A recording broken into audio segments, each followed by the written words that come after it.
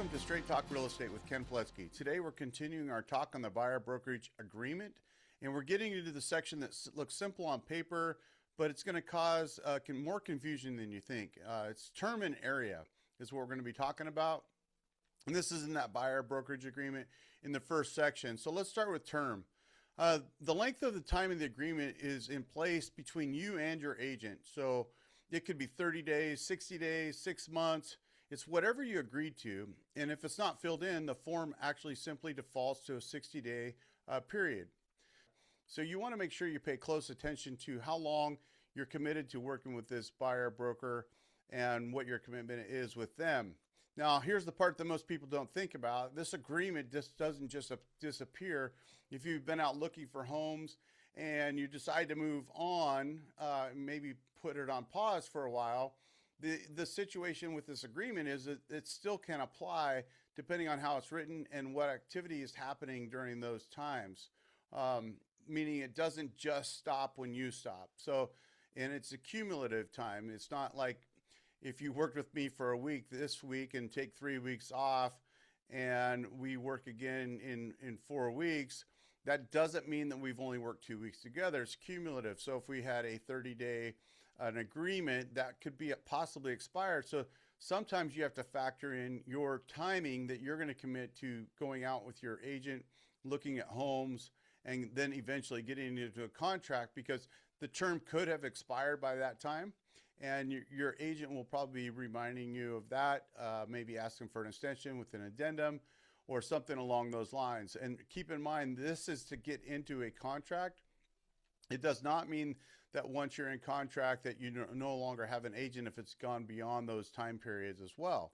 Now, here's the part most people don't think about. This agreement doesn't just disappear if you've been out looking at homes and then decide to move on. There are situations where the agreement can still apply, even depending on how it's written and what actively happened during that transaction. So let's talk about area. Now, the agreement can specifically design a location that your agent is representing you, and that could be a city like Kennewick, or it could even be a broader area like the Tri-Cities, Benton County, or even in the entire state, because once you're licensed in a state, the agent can cover transactions throughout the state. Now, it may not be a good idea for them to represent an area that they have no knowledge or experience in. However, it does cover a wide variety of areas, and you and your agent would decide on what that looks like. If that section is left blank, that means it's not limited. That means your agent could technically be representing you anywhere you were buying a house. Let me give you a kind of an example of how it could work. You know, let's say you sign a buyer brokerage agreement for 90 days. During that time, your agent shows you several homes in Richland and Kennewick, and then around day 75, you start looking on your own and you find a house in Pasco.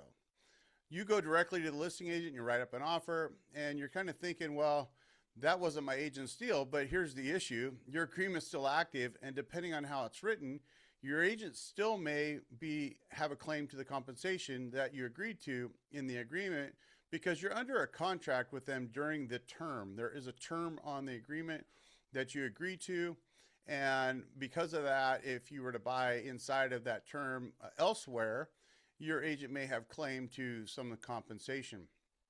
Let's talk about the area of this section.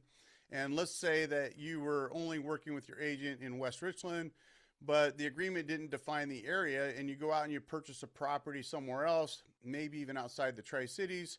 The agreement still may be in play, and compensation may be owed to your agent in this case. You have to be very clear in time and area, and this is why it's important that your agent sits there and explains it with you, and you work out an agreement that would apply to your situation. So here's what this kind of means to you. You need to understand exactly how long you're committed to the agent and where that commitment applies. If you're just getting started and want flexibility, a shorter time period might make sense. So that way you know you found the right agent, someone that's hustling for you, someone that's working hard on your behalf, someone that has knowledge and skills in the real estate industry of searching, writing contracts, etc. And then you want them fully committed to you. So sometimes a shorter term might work out better.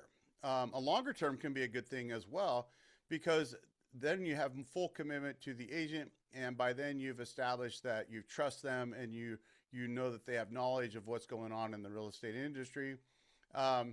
So the same with area. It could be, be intentional about what specific locations you're looking for.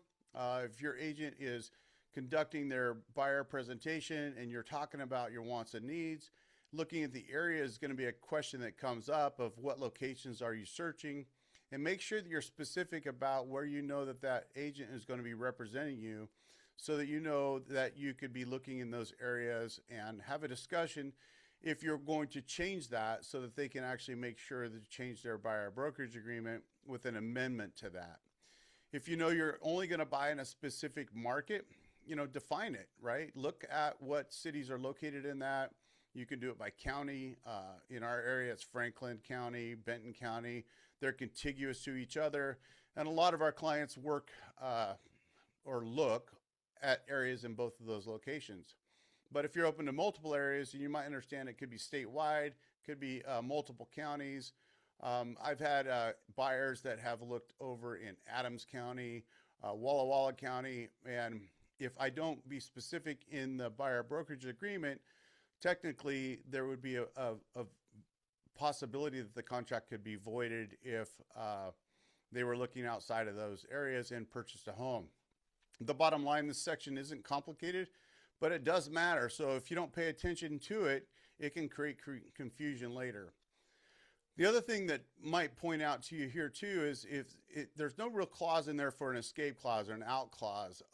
Even in the time limit that you sign a buyer brokerage agreement, if you say that you want to work with them for 6 months, but you're just not getting along after week 1, week 2, week 3, you need to approach your buyer broker and talk with them about what that looks like, see if they can fix any problems that they're giving or having with working with you, and find out if there's an out for you, because there's technically nothing in this agreement that says that the buyer broker could cancel on you, or you could cancel on the buyer broker if they weren't performing.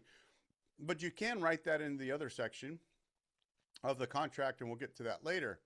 In the next episode, we're going to be talking about agency and who actually represents you, and the difference between exclusive and non-exclusive. That's where things really start to take shape in this buyer brokerage agreement. I just want to thank you for tuning in. I hope you like and subscribe to our channel.